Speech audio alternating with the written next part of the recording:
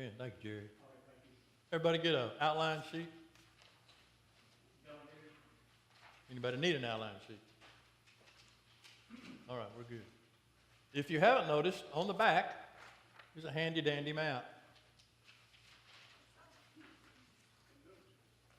In the map, we've been talking about Isaiah's prophecies against Judah and partially against Israel about the Syrians and the Assyrians. On your map, I tried to find a map, and this is the best one I could find, that had all those properties on one map. That's the telephone. They'll call back or leave a message. Down in the lower left-hand corner of your map where it says Egypt, just to the right of that and up a little bit, you see Judah. Just above Judah, in its capital Jerusalem, you see Israel in its capital of Samaria. Just above that, you see Syria in its capital of Damascus. So what we've got Israel and Syria coming against Judah. Well, Judah's trying to make contact with the folks over in Assyria, which is up to the right. If you find that, Assyria. Judah's trying to get the folks from Assyria to come help them. Well, that's going to partially work until they decide to take over Judah as well. And then, in the end result, God's going to punish Assyria. So it's kind of a mixed bag of who's going to help who and who's going to be destructed and all that good stuff. But I wanted you to have that map so you just kind of got a good idea. Assyria was where the northern captivity took place, and in Babylonia, below that, is where the southern captivity of Judah took place. When Assyria went into captivity, they didn't come back as a full nation. Judah, however, was able to come back with a remnant and so forth. So we know that Jesus was born out of the tribe of Judah, King David's lineage. And so that's kind of where we are in the mix of all this skirmish stuff. We're going to start with chapter 8 tonight and go into the first 7 verses of chapter 9 because this all works together. What you'll find beginning in chapter 8, verse 1, you've got 7 oracles. What's an oracle? A saying from a seer, prophecy, that type. Words of God spoken by a man. Oracles of God, right? So what you've got 7 different oracles. The first one, or actually the first 2, in verses 1 through 8 of chapter 8. And then, Paul, that should be another outline over on that little table over there. It says lesson 8, Isaiah. Anybody got an extra one? Down here, Paul. There you go. Okay. Yeah, chapter 8. Lesson 6. Did I say lesson 8? Sorry about that. All right. So you get the first 2 oracles in verses 1 through 8 of chapter 8. The next 3 oracles from verse 11 down through verse 22 of chapter 8. And the other 2 oracles are verses 9 and 10 and chapter 9, verses 1 through 7. So the first 7 verses of chapter 9 go right with this chapter 8, and so we'll continue till we get to verse 7 in chapter 9 if we get that far, which I hope we do tonight. The first oracles in chapters, or verses 1 through 8 is coming devastation is going to be spoken of. The next 3 oracles in verses 11 through 22 is the serenity of trusting in God. You've got devastation coming, but there's going to be peace in trusting God through all this turmoil. And the last 2 that we cited, verses 9 and 10, future promises in verse 9 and 10 of chapter 8, and then verse 7 verses of chapter 9. Future promises for God's people, the remnant. All right. Verse 1, chapter 8, moreover the Lord said to me, take a large scroll and write on it with a man's pen concerning Maher Shalal Hashbaz. Now, notice that name is in there twice, in verse 1 and again in verse 3. The odd thing is, in verse 1, the Lord's telling Isaiah, write these words. He didn't say write this name. He said write these words. those words have to do with hurry the spoil or hasten the plunder. That's what those words mean in the Hebrew language. The child, Maher Shalal Hashbaz, has not been born yet, as of verse 1. So you got, moreover, the Lord said to me, take a large scroll, write on it with the man's pen concerning, now this wasn't supposed to be hieroglyphics or anything like that. It's supposed to be something that was plainly readable to whoever would read it later. There's a reason for that. It's a prophecy. And I will take for myself faithful witnesses to record Uriah the priest and Zechariah the son of Jeberechiah. That's not the Zechariah prophet. That's a different guy. Zechariah was a common name like Fred or Bob is in our day. So you could have a lot of guys by the name of Zechariah. Or Joe. Yeah. Or Ricky. Or Jerry. Or Betty. Or Mary. All right. This Zechariah is otherwise unknown. We don't know anything else about him as far as being the son of Jeberechiah. If he's mentioned at all anywhere else in Scripture, it's not as the son of Jeberechiah. So this is all we know of that guy. Okay, then he says in verse 3, then I went to the prophetess. The prophetess is Isaiah's wife. And she conceived and bore a son. Then the Lord said to me, after the son is born, the Lord said to me, call his name, there it is again, Maher Shalal Hashbaz. Poor kid. But at the same time, having to go through life with that name, it's a blessing at the same time. And I'll tell you why in a minute. For before the child shall have knowledge to cry, my father, my mother, the riches of Damascus and the spoil of Samaria, you're talking about Damascus in Syria, Samaria in Israel, will be taken away from before the king of Assyria. So the Assyrian king is going to come down. He's going to ransack Israel and Syria before the child is able to speak, my mother and my father. So in the first couple of years or so of the child's, after the child's birth, this prophecy says that's when that's going to take place. Now, when you've got, where did I write the names of his sons? Isaiah. Remember what Isaiah's name means? We talked about that in the first lesson. The Lord is salvation. That's Isaiah. Shear-Jashub, his other son, his name means a remnant shall return.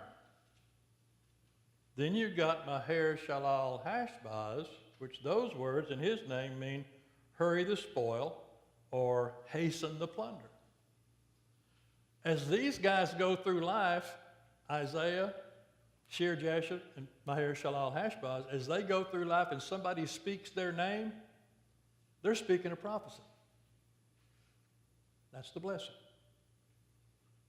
Because God says, write this on a scroll, and the child's name before the child was ever born. Then he said, now call the child that. Okay, so that's how he got his name. So you've got prophecy in the Lord is salvation, a remnant shall return, and hurry the spoil, hasten the plunder, in those three individuals' names. Interesting how God works his magic, or his plan. All right. Verse 5. The Lord also spoke to me again, saying, inasmuch as these people, talking about Judah, refuse the waters of Shiloah, then that's not Shiloh, it's Shiloah, different word, that flow slowly, and rejoice in Rezin and in Remaliah's son. Remember his name was Pekah, Remaliah's son. Now therefore, behold, the Lord brings over them the waters of the river. That's talking about the Euphrates River. There's a contrast here with the waters of Shiloah in verse 5. That was just a kind of a trickle effect from a bigger water body into Jerusalem. It served to water the king's garden, and it served as a pool of water for the nourishment of the people there in Jerusalem. So it was just a slow-flowing water affair. And contrast that to the waters of the river, strong and mighty, the Euphrates. Now, the Euphrates runs just south and west of Assyria. Okay? So you've got the idea of the Assyrian and the mighty flowing waters of the Euphrates. That's that analogy how the Assyrians are going to take over when they come down and attack as a mighty flowing river. He says right after that, the waters of the river strong and mighty, the king of Assyria in all his glory. He will go over all his channels, in other words, the tributaries and the waterways. He'll go over all that, coming down towards Jerusalem and Assyria, and go over all his banks. This army is just going to flood the place. He will pass through Judah, not going to just stop at Assyria and Israel, or Syria and Israel. He can come down through Judah as well. And remember, Judah is trying to get the Assyrians to come and help them against Syria and Israel. He will overflow and pass over. He will reach up to the neck, meaning not totally submerged. And you get this mental picture of a big water affair like a flood coming across. Now, Judah and Jerusalem are elevated in land mass. They're up a little higher than the others. So you've got this idea of this huge water coming like the flood of Noah's day, but up to the neck in Judah. So Judah's not going to be totally taken out, totally submerged. That's the idea of that prophecy. And and the stretching out of his wings, that's an overshadowing effect, overshadowing of Judah, will fill the breadth of your land, O Emmanuel. What does Emmanuel mean? Somebody say, God is with us. God is with us. Thank you, Jimmy. Now, why would he put Emmanuel in this prophecy when God is with us hadn't been born yet? Talking about the Messiah. It's a little piece of messianic prophecy. But this is the land in which Jesus would be born. It's not going to be totally destroyed. It's his land in the future. Got it? So that's just a little tip of a prophecy about the coming Messiah. It signifies God's protection. God is going to, there's some people in Judah that are against King Ahaz, that are against, some against Ahaz, some against Isaiah. They think Isaiah's prophecy is against the government. It's against the people. They don't understand his prophecy. Then you've got people, of course, in Israel and Syria that are against Judah. So you've got a mixed mash of some on one side, some on the other. Well, God's given protection to some in Judah against all this turmoil, or in the midst of all this turmoil, and will preserve the land. It won't be totally submerged, up to the neck only. And that's going to be where Jesus is born, in that area, okay? Then in verse 9,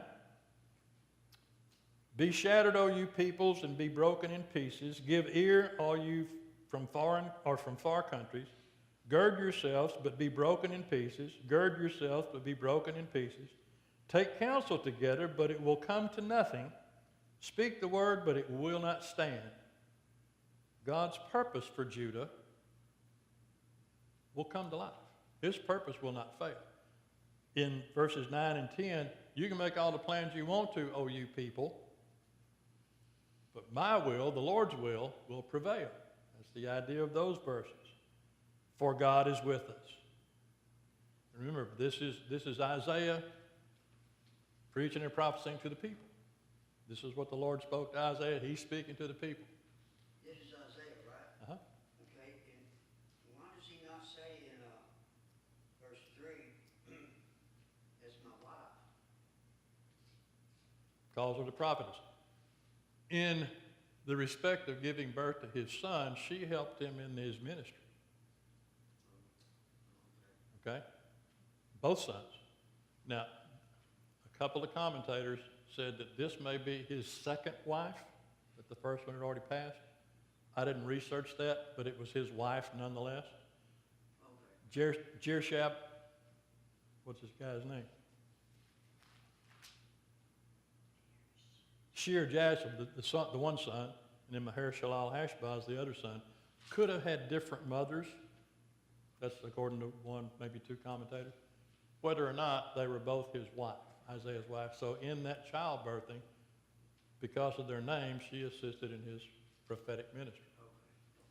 Now, why he says the prophetess, choice of words. And remember, the Hebrew language doesn't translate exactly into English or Spanish or other languages or German.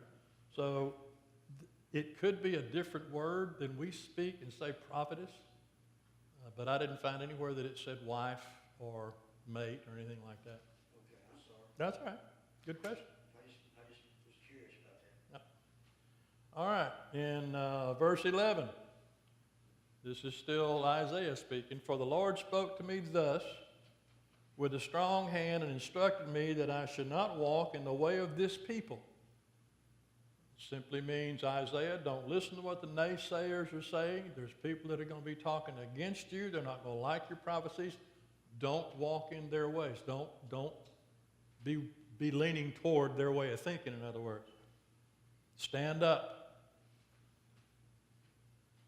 Now, verse 12, do not say a conspiracy concerning all that this people call a conspiracy, nor be afraid of their threats, nor be troubled. The Lord of hosts, him you shall hallow or follow or worship. Let him be your fear. Let him be your dread. He will be as a sanctuary, but a stone of stumbling and a rock of offense to both houses of Israel, as a trap and a snare to the inhabitants of Jerusalem. And many among them shall stumble, they shall fail or fall and be broken, be snared and taken. The ones that were against Isaiah's prophecies, the ones that had a problem with it. That's like if we go to downtown Longview and begin preaching on the street corner, there's going to be people that have a problem with that. Naysayers. Those that are against it. Some of the people in Judah, and especially Israel, were against what Isaiah was preaching and teaching. He says, do not say a conspiracy. People said he's a conspiracyist. You know, what he's talking about is against the king, is against the people. Well, that wasn't true. He said, the Lord of hosts, him you shall hallow or follow. Let him be your dread. Let him be your fear. He will be a sanctuary. In other words, safe place for those who follow Isaiah's prophecy, for the faithful. But a stone of stumbling, he says, but not a sanctuary, but a stone of stumbling and a rock of offense to both houses of Israel.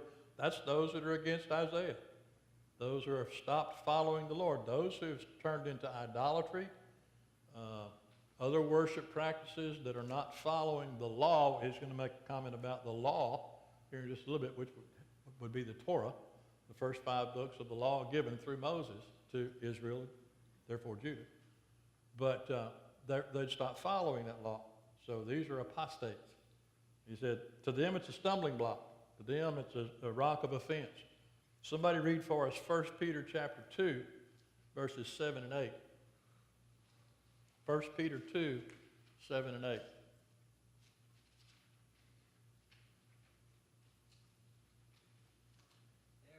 Therefore, to you who believe, he is precious. But to those who are disobedient, the stone which the builders rejected has become the chief cornerstone, and a stone of stumbling and a rock of offense. Almost word for word from Isaiah, taken from Isaiah's prophecy. Of course, talking about Jesus in 1 Peter, talking about the Lord in Isaiah. Many among them shall stumble, he says, verse 15, they shall fall and be broken, they'll be snared and taken. Those who failed to trust in God and trusted in men, remember they're trying to get the Assyrians to come help them out. They're not trusting in God to take care of them. They're leaning on army force and men's might, where it would have been much better trust in God to do the protecting. He would have done it, just like he did for the remnant that would survive. All right. Now in verse 16, these are, again, Isaiah's words. Bind up the testimony. seal the law among my disciples, those, his circle of followers, Isaiah's followers. So at this point, he's tying up the scroll. He's written the things he's supposed to write. He's tying it up. Now, one big deal about, back in verse 1, where he says, I'll take my faithful witnesses, Uriah and Zechariah. Uriah was a priest who, for King Ahaz, built an altar for worship. Uriah was not necessarily a fan of Isaiah.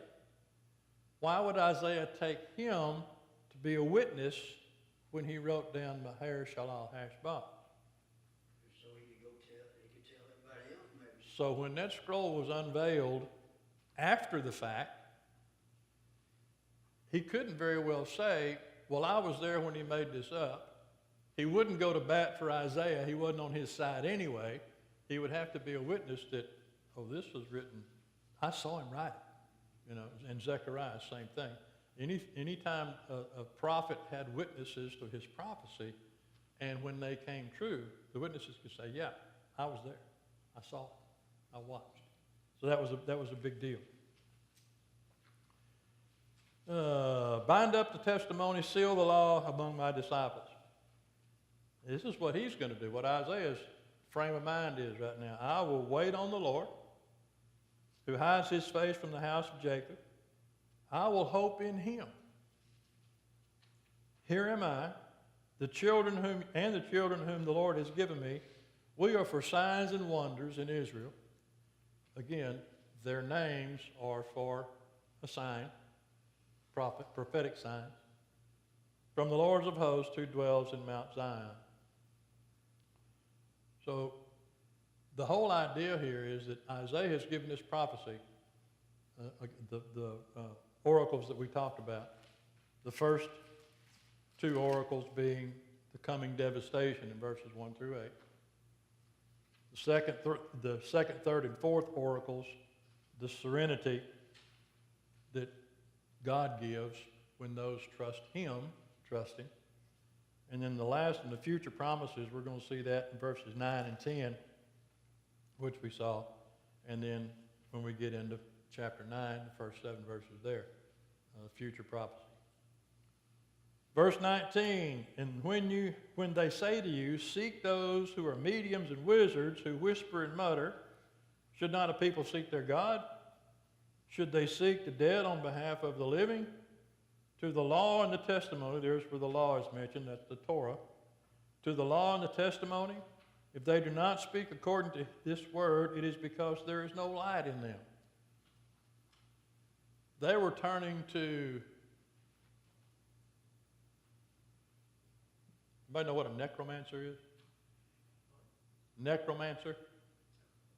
Never heard that word? Speaker of the dead. Speaker of the dead. These people that were trying to talk to dead spirits to get some kind of word for the living. Speaking to the dead for the living. They were, I can't think of the right name that I want to say,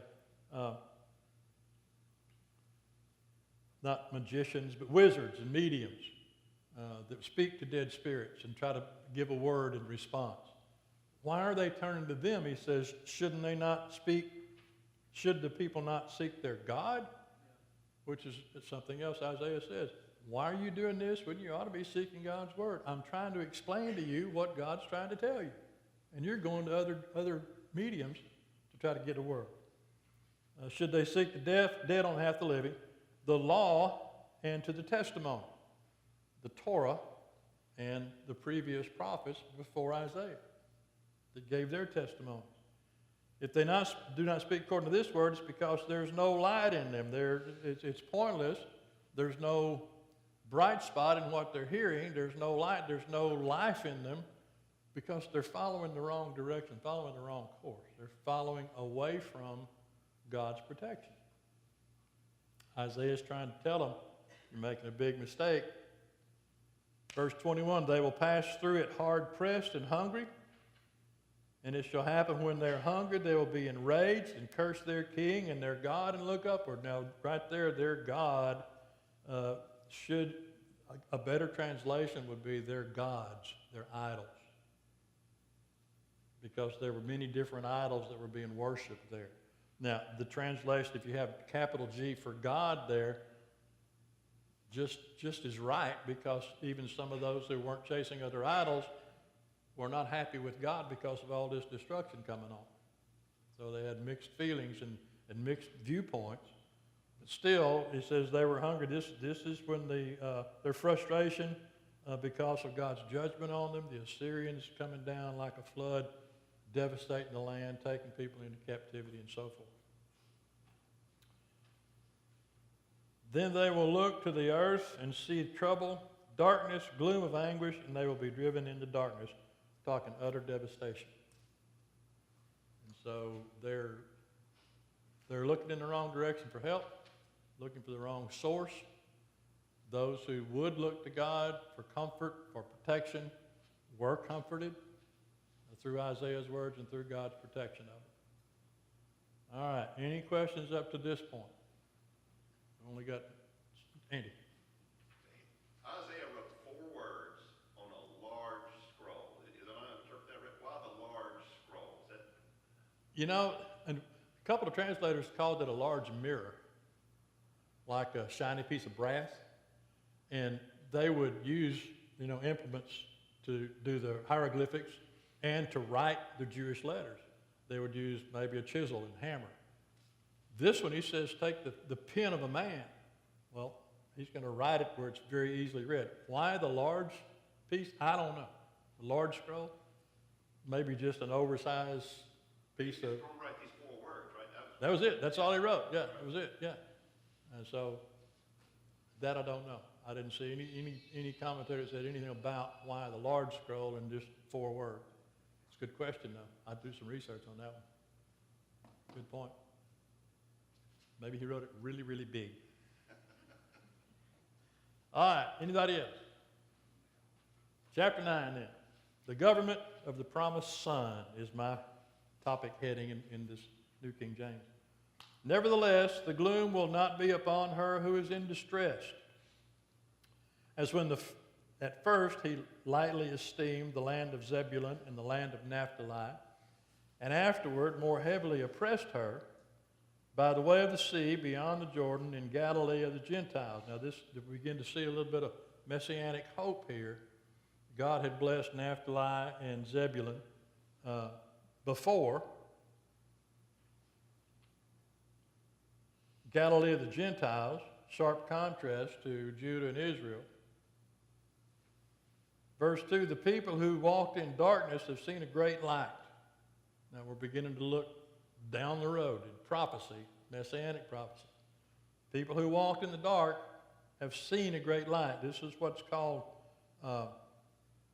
prophetic perfect tense.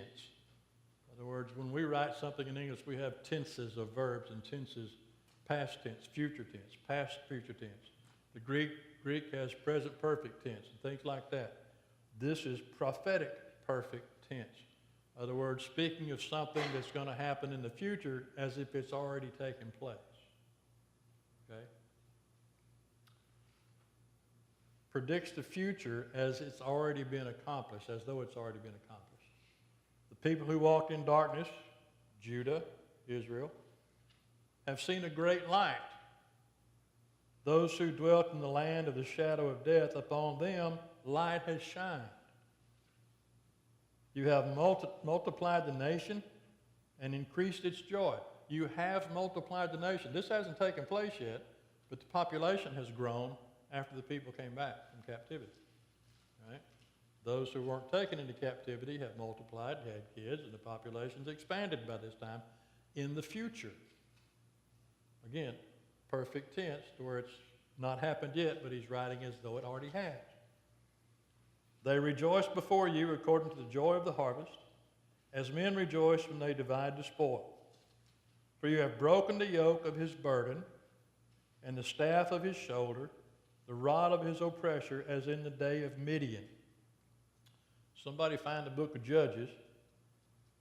Judges chapter 7, read for us, verses 22 through 25. We'll look at Midian here just for a second. Judges chapter 7. verses 22 through 25.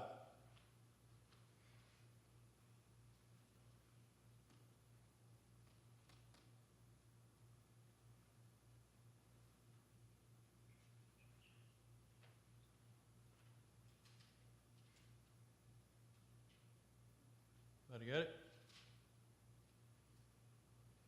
Trust me, it's in there. What was the first verse? Judges chapter 7, verse 22 through 25. When the 300 blew the trumpets, the Lord set every man's sword against his companion throughout the whole camp, and the army fled to Beth Acacia toward Zerah, as far as the border of Abel Meholah by Tabith. And the men of Israel gathered together from Naphtali, Asher, and all Manasseh, and pursued the Midianites. Then Gideon sent messengers throughout all the mountains of Ephraim, saying, "Come down against the Midianites and seize from them the watering places as far as Beth-barah and the Jordan." Then all the men of Ephraim gathered together and seized the watering places as far as Beth-barah and the Jordan. And they captured two princes of the Midianites, Oreb and Zeb. They killed Oreb at the rock of Oreb, and Zeb they killed at the winepress of Zeb. They pursued Midian and brought the heads of Oreb and Zeb to Gideon on the other side of the Jordan. Okay, that Midian is where Gideon is 300.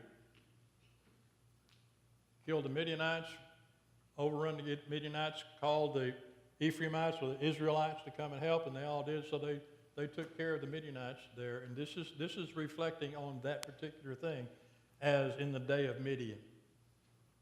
So back up a little bit to beginning of verse 4.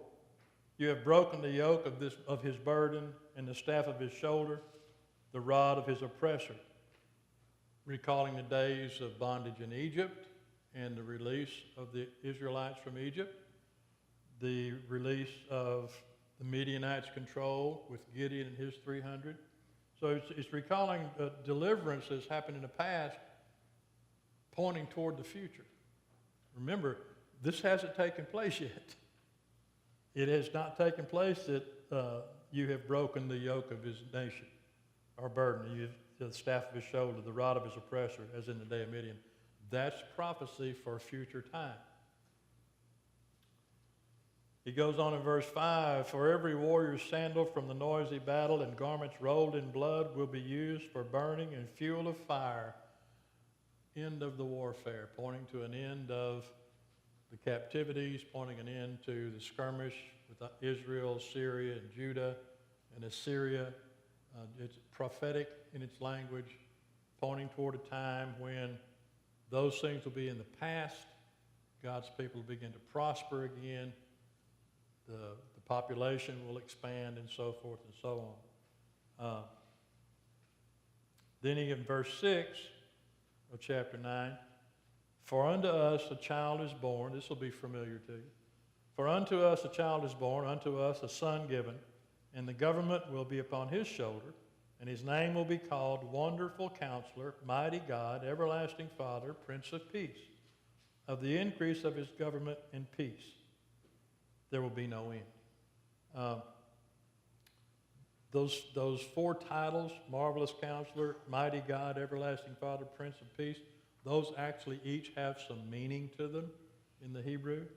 A marvelous, wonderful counselor would be like us saying a marvelous statesman, knows how to lead his people, knows how to lead for his people. Mighty God, obviously pointing toward divine power. Everlasting Father, the caring concern a father has for his children. And then Prince of Peace, leaning toward a peaceable kingdom under his rule. So they have little individual meanings, not just names given to the Messiah. And of the increase of his government and peace there will be no end. Upon the throne of David over his kingdom, to order it, establish it with judgment and justice, from that time forward, even forever, the zeal of the Lord's house will perform, the Lord of hosts will perform this. in that very last line, you've got a divine guarantee through the words of Isaiah from the perspective of God that his divine will be achieved for Judah and against those who were against Judah. It looks to me this is completely separate from that other stuff we've been talking about. Is it related? I mean, it looks just like just pieces put together in this. That's what it appears. And I'm going to tell you what, going from chapter 7, like last week, and into chapter 8, I'm thinking, okay, where am I? Yeah. Where is this going? And to me, it's piecemealed as well. But it's really not. You've got the oracles, the 7 oracles, that fit together once you really spend some time with them, that here's what's going to happen. But in the end result, if you just go, boom, the end result is unto us a day a child is born. Now, a child is born is hundreds of years in the future from the devastation that's about to take place with Assyria, and Israel, and Judah. But the prophecy is that no matter what happens here and now, there's going to be a remnant. That remnant's going to prosper, and then to that remnant, or through that remnant, a child is born. So it kind of fits together. It's not patterned. It's to read that some of the Old Testament is just really, unless I couldn't do it without commentators. I mean, I couldn't sit here and read all this and tell you half of what I've told you tonight as far as understanding it. But when you dig into it a little bit, it kind of begins to fit a lot better in pieces. It's a good point. It's hard. If I were to go into chapter 10 right now, or the rest of chapter 9, we'd just read it and go home. I wouldn't know what to tell you about it. But if you've got good commentaries, they help a lot. I mean, we can read the New Testament and understand it, and it makes sense. The prophecy in the Old Testament, you gotta decide if it's right here near future, way out yonder hundreds of thousands of years down the road, where there was something that was talking about what's already happened, like as in Midian. It's not easy to decipher sometimes. But like I say, it kind of pieces together when you look at it all in one big thing. Well, that's helpful. I've always struggled with things like Isaiah, trying to read it and understand it. I give up. Yeah, when Brother Wilbur just first asked me, he said, well, you need to teach on Isaiah. I said, what? Teach on what? I'm not an Old Testament person. I've spent most of my study time in the New Testament. But I'm learning more about Isaiah than I have ever known just in almost 9 chapters. So you've got the notes. You don't have everything I gave you unless you penciled in some notes. But you've got notes there that'll help you guys understand a lot more about Isaiah from verse 1 or chapter 1 to verse 9 where we are now. Joe? Back in 8, there's a problem that's really addressed in all those things, and that was that the people were relying on their alliances with other people rather than relying on God. Yeah. And there's some contrasts that are in those scriptures. God's got a very gentle stream in Jerusalem, and they rejected that very gentle stream and his care because they were looking to a big mighty river. It's like, well, we got to get those armies on the other side, Yeah. on our side, so that we can prevail. And what God really tells them in that prophecy is, you're looking for something and you're going to get what you're looking for, but it isn't going to be what you want. Yeah. Trust the little stream. You don't need the big river. Yeah. That's right. Absolutely. Yeah. A lot like Elijah when he was listening for God to talk to him. It wasn't in the thunder, it wasn't in the lightning. It was just really quiet.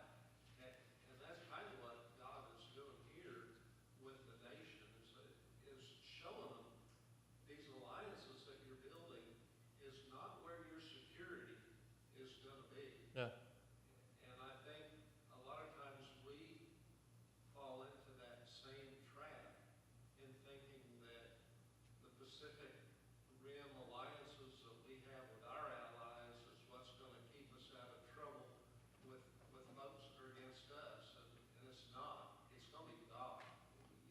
Yeah. Or if you bring it to even closer in a presidential race, Yeah. Where are we trusting? You know, or one candidate or the other, or God?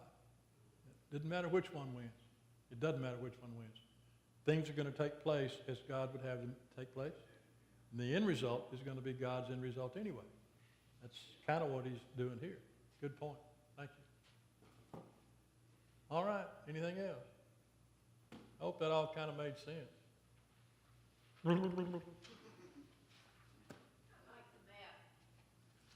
Well, I put the map. I hope it helps understand a little bit where all these places were, who's fighting who, and where they are, where they're located. And you got the capital cities of Israel and Judah and Syria and Nineveh up in Assyria. When Jonah went to the Ninevites, right, where'd he go? Assyria. He was trying to go the other way, to Tarshish, which is over on the coast. All right. He didn't like, he was racist. He didn't like the Assyrian Ninevites. Do what? He was mad when the people repented. I know. He knew what had happened, that God would spare him. All right. Appreciate the input tonight and your attention. Let's see. Anybody have a song you've chosen already? 642. 642? Did you pick one that I know? I hope so. 640. 646. Yeah. It's not the easiest song to lead, but I know it. 642. Brightly beams God's water and mercy from his lighthouse evermore. But to us he gives the keeping of the lights along the shore. Let the lights be burning, send the gleam across the way. Some more fading, struggling seaman, you may rescue, you may save. Trim your feet, O left my brother, some poor sailor tempest tossed, flying round to make the harbor, in the darkness may be lost. Let the lights be burning, send the gleam across the way. Some more fading, struggling seaman, you may rescue, you may save. Good choice. I like it. Anything else? I'll take that as a no. Let's pray then. Father, thank you for this time we've shared together this evening. We pray our class has been pleasing in your sight and hearing. Pray we've been a little wiser as far as the prophecies in Isaiah that we studied so far. Father, we ask you to open the scriptures up to us each Wednesday as we gather. Help us to understand what all the prophecies and the turmoil and anguish and all the things that your people went through back in that day. Help us to understand how it applies to us today, that we may put it to effort in our lives and be better Christians for it. Father, thank you for all that have gathered here tonight. We pray for those who are not with us tonight that they may be well, that they may decide to be with us the next time they're able, and that they would be with us this coming Lord's Day morning. Father, we would ask you to bless our gospel meeting coming up next month, that you be with Brother Dan as he brings the lessons to us. Be with us